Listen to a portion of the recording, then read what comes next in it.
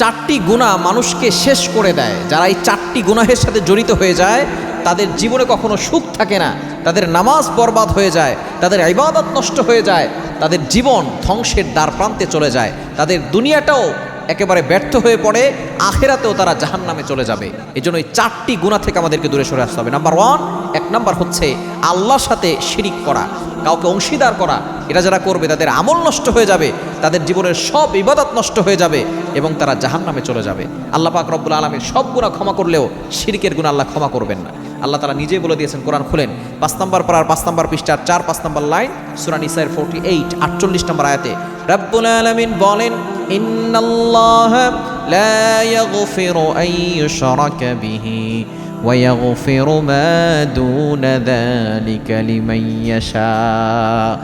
আল্লাহ পাক রব্বুল আলামিন সব গুনাহ ক্ষমা করবেন, কিন্তু যারা শিরিক করবে তাদের গুনাহ আল্লাহ ক্ষমা করবে না।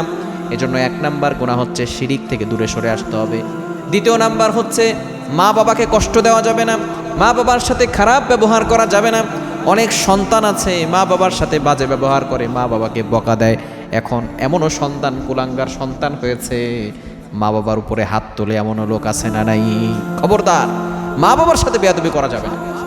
আল্লাহ পাক রব্বুল আলামিন নামাজের কথা বলেছেন, রোজার কথা বলেছেন, হজের কথা বলেছেন, শুধু বলেছেন তোমরা নামাজ পড়ো, নামাজ কায়েম করো।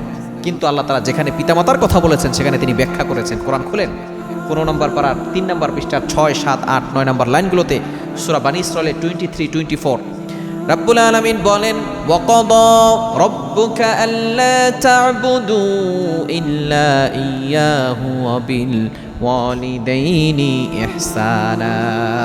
এক নম্বর আল্লাহ বলছেন, আমি আল্লাহ অর্ডার করে দিয়েছি, আমি আল্লাহ ফয়সালা করে দিয়েছি, ইবাদত করতে হবে আমি আল্লাহর। ওয়া বিল ওয়ালিদাইনি ইহসানা, গুড ডিলিংস উইথ প্যারেন্টস, পিতামাতার সাথে ভালো ব্যবহার করতে হবে। এরপরে তিনি বলে ক্ষান্ত হন নাই, তিনি ব্যাখ্যা করেছেন। আল্লাহ বলতেছেন, ওয়া বিল ওয়ালিদাইনি ইহসানা ইম্মা ইয়াবলুগান্না ইনদাকাল কিবার আহাদুহুমা আও কিলাহুমা ফালা তাকুল লাহুমা উফফিউ ওয়া লা তানহারহুমা ওয়া কুল লাহুমা কাওলান কারীমা।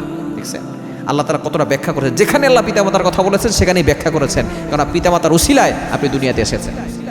আল্লাহ বলছেন, খবরদার, পিতামাতার কোনো ব্যবহারে তুমি উফ শব্দটি বলবে না, অথবা তোমার কোনো ব্যবহারে পিতামাতা যেন উফ শব্দটিও না বলে। তাদের সাথে সম্মানের সহিত কথা বলবে, তাদেরকে ধমক দেবে না, সম্মানের সহিত কথা বলতে হবে।